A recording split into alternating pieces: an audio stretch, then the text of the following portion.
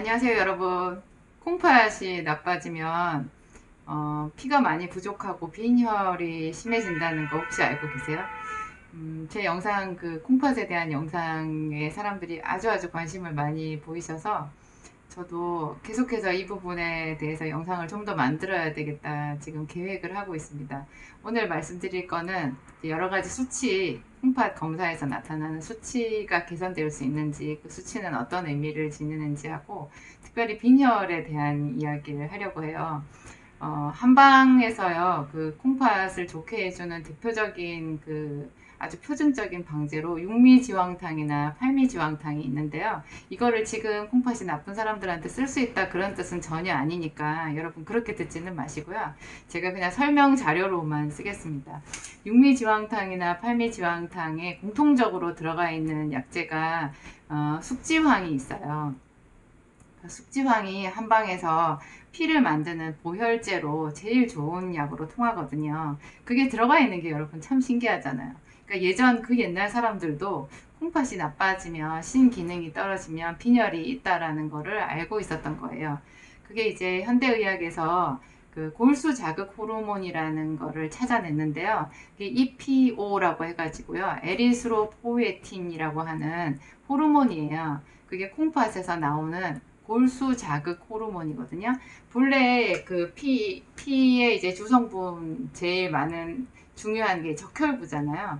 적혈구를 골수에서 만들어요. 뼈 속에 들어있는, 좀 굵은 뼈 속에 들어있는 골수에서 만드는데, 이 골수가 단독으로 적혈구를 만드는 게 아니라 신장에서, 그러니까 콩팥에서 어떤 사인을 줘요. 그 사인을 받아서 골수에서 만드는 거예요. 근데 콩팥에서 이제 보고 피가 부족하겠다. 적혈구를 이제 새로운 적혈구로 바꿔야 되니까 얼마간 만들어라. 이렇게 해가지고 자극을 하게 되는데, 그 자극할 때 나오는 호르몬을 EPO라고 하죠. 근데 콩팥이 기능이 많이 떨어지잖아요. 그러면 특히 이제 그 콩팥 수치 중에서요. 어, 사구체 여과율 뭐 이런 거 있죠. 그리고 뭐 크레아티닌 수치 이런 것들이 일정 이상 이렇게 떨어지고 콩팥의 네프론이 얼마 이상 이렇게 손상이 되잖아요. 그러면 이렇게 골수에서 이렇게 피를 잘 만들지를 못해요. 그럴 때 그 신부전, 이제 콩팥이 많이 안 좋은, 만성적으로 안 좋은 사람을 신부전이라고 하는데, 이 신부전 환자들한테 EPO라는 이 호르몬을 이제 주사로 투여를 해요. 투여를 하면 그게 이제 골수를 자극해서 피를 만들게 되는데요. 한 빈혈을 약간 덜한 빈혈로 만들어 줄 정도만큼만 EPO를 쓸 수가 있어요. 그러니까 제가 언제나 말씀드리지만 호르몬은 우리 몸 안에서 만들어지는 그 신경 전달 물질이거든요. 그게 이제 뭐 인슐린도 호르몬이고 부신피질 호르몬도 있고 여성 호르몬, 남성 호르몬 뭐 이런 것들이 있잖아요.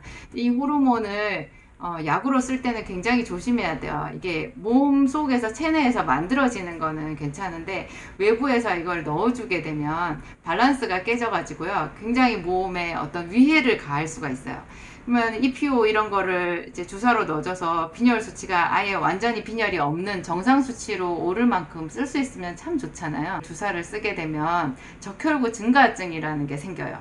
피가 굉장히 걸쭉해지고 혈전이 많이 생겨서 오히려 크게 우리 몸이 위험해질 수가 있는 거예요. 그래서 EPO 주사는 그냥 너무 심한 빈혈인 상태를 좀 덜한 빈혈의 상태로 되는 것까지만 해줄 수가 있어요. 재밌는 거는요, 이 EPO가 운동선수들의 도핑 약물로 아주 유명해요. 운동선수들이 좀 더 좋은 기록을 내기 위해서, 더 좋은 성과를 내기 위해서 모르게 살짝씩 어떤 약물을 쓰는 경우가 있잖아요. 그게 이제 나중에 밝혀지면 그대로 모든 것이 다 수포로 돌아가지만 그런 위험성에도 불구하고 자꾸 새로운 약물들을 이렇게 뒤로 쓰는 그런 가슴 아픈 이야기들이 나오잖아요. 이 EPO가 대표적인 도핑 약물이었어요. 이게 정상적인, 그러니까 콩팥이 전혀 나쁘지 않은 정상적인 사람들한테 EPO를 주사를 쓰게 되면 순간적으로 엄청나게 힘이 생기는 거예요. 힘이 생기는 거예요. 여러분, 그 왜 독과 약이 종이 한 장 차이라는 그런 얘기 들으셨죠? 독극물을 쓰게 되면 순간적으로 사람이 더 크게 슈퍼맨처럼 이렇게 힘이 나는 그런 원리거든요. 알고 보면 이제 그게 독작용을 해서 그 후폭풍은 훨씬 더 이제 큰 가격을, 큰 값을 치르게 만드는 거죠. 하여튼 이 EPO라는 게 그런 게 있어요.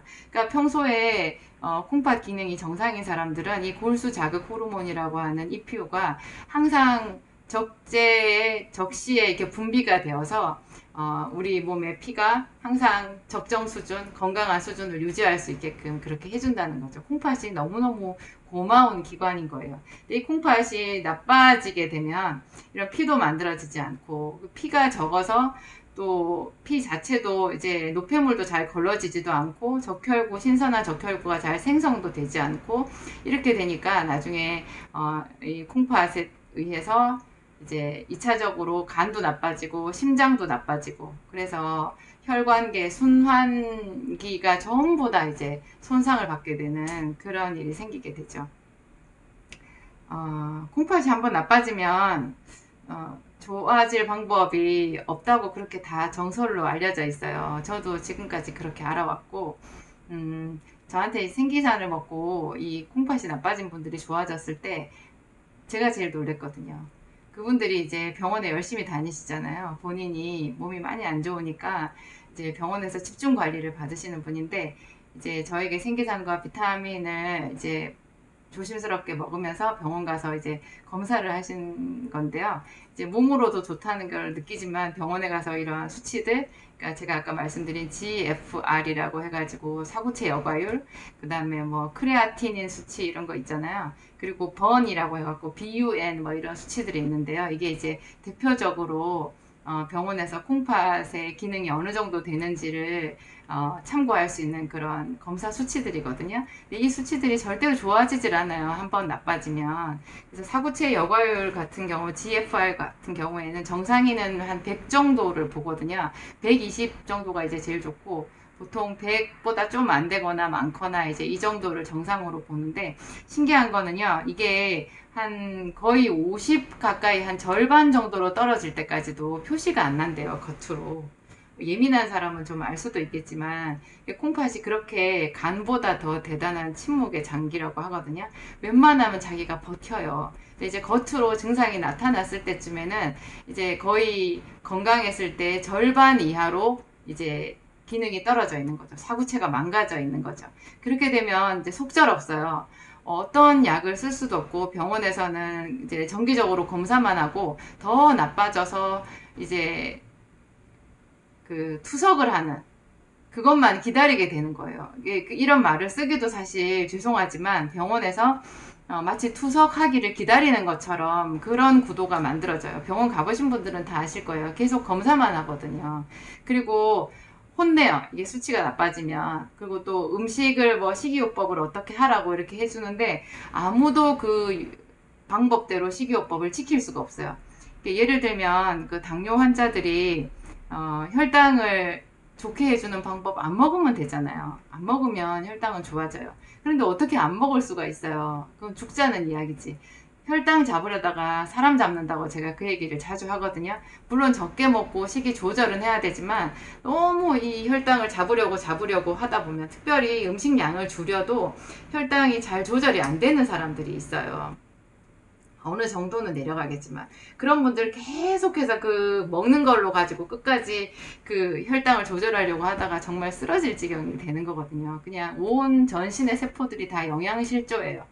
근데 이게 콩팥도 마찬가지인 것 같아요. 콩팥이 수치를 좋아지게 하려고 거기 적혀져 있는 대로 식이요법을 하다 보면 이게 살자는 건지 잘못되자는 건지 좀 갈피가 잘 잡히지 않는 그럼 어떻게 해야 되나 정말 막막해지는 거죠. 근데 제가 이 생기산을 쓰게 되면서 이제 저도 굉장히 놀란 거예요. 이제 저한테 주로 처음에 왜 이 콩팥 이상 환자들이 오시게 되셨냐? 당뇨 때문에.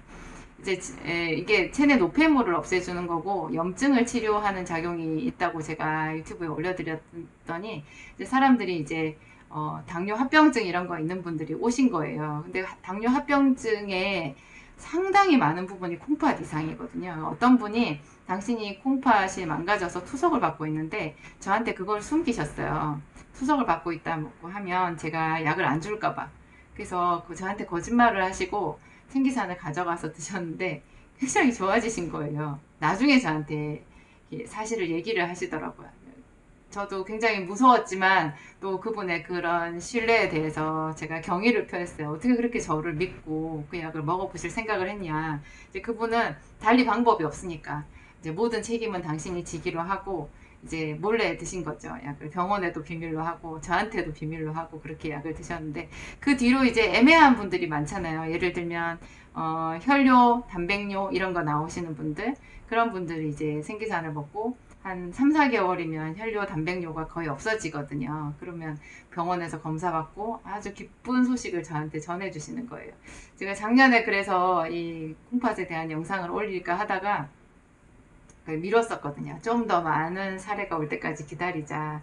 그래서 이번에 제가 이제 한 달 더 전이죠. 그 영상을 이제 처음 올렸는데, 이제 본격적으로 이제 그런 분들이 오시기 시작해서, 그래서 또 몇 달 뒤에 제 이 방송을 듣고 오시는 분들은 더 좋아요. 왜냐하면 더 많은 사례가 쌓여서, 더 안전성이 이제 담보되지 않겠어요. 더 많은 분들이 오셔서. 물론 이미 지금 여기까지도 이제 충분히 그것은 확증이 됐다고 저는 봐요. 이렇게 이상하게요. 생기산 먹고 오는 명현 반응이 이런 아주 위중한 환자들은 오히려 없어요. 이런 분들한테 무슨 약을 쓸 수 있나 저도 손 떨리는데 그냥 이건 일반 의약품으로 나와 있는 약이고 어차피 병원에서 쓰는 약도 콩팥 환자들한테 병원에서 처방하는 약도 다 위험성을 갖고 있어요. 제 거 생기산보다 오히려 위험성이 더 커요. 그거는 뭐 어떤 음식도 다른 사람들 몸에 좋다고 하는 어떤 음식도 콩팥 환자는 안전성을 담보할 수가 없어요.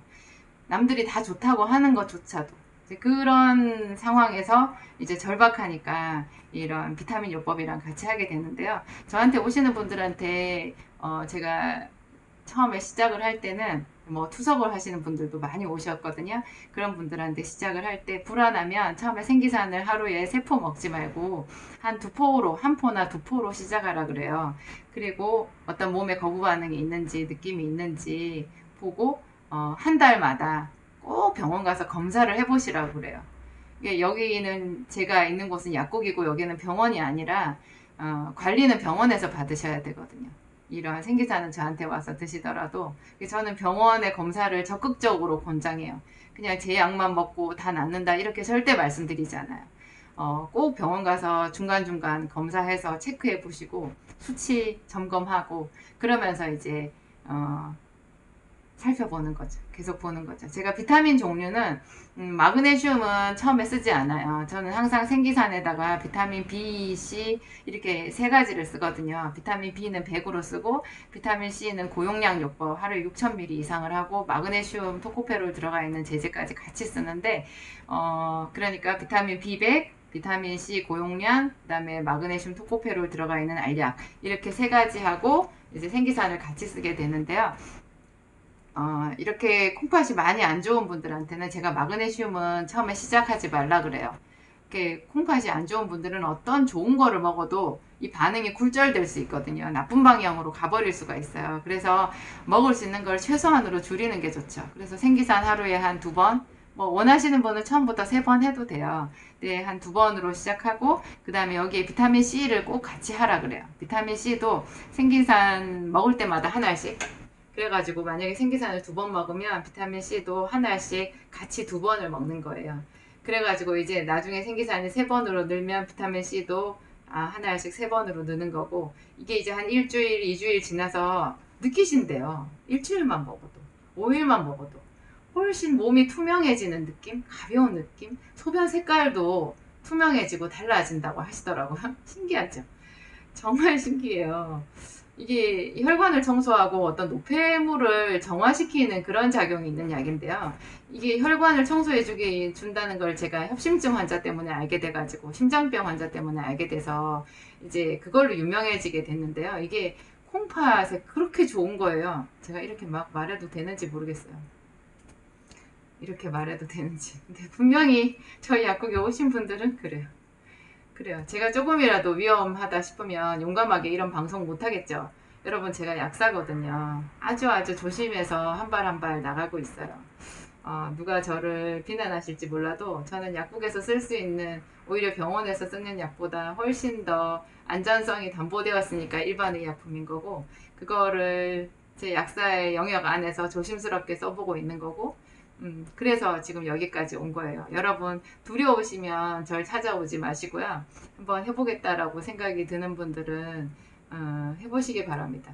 비타민 B, C, 그 다음에 생기산 이렇게 해서 한 달마다 병원 가서 검사해보고 좋아지면 좋은 거죠. 여러분들 이 소중한 콩팥 잘 보호하셔서 아주 건강한 행복한 그런 삶이 되시기 바랍니다. 감사합니다.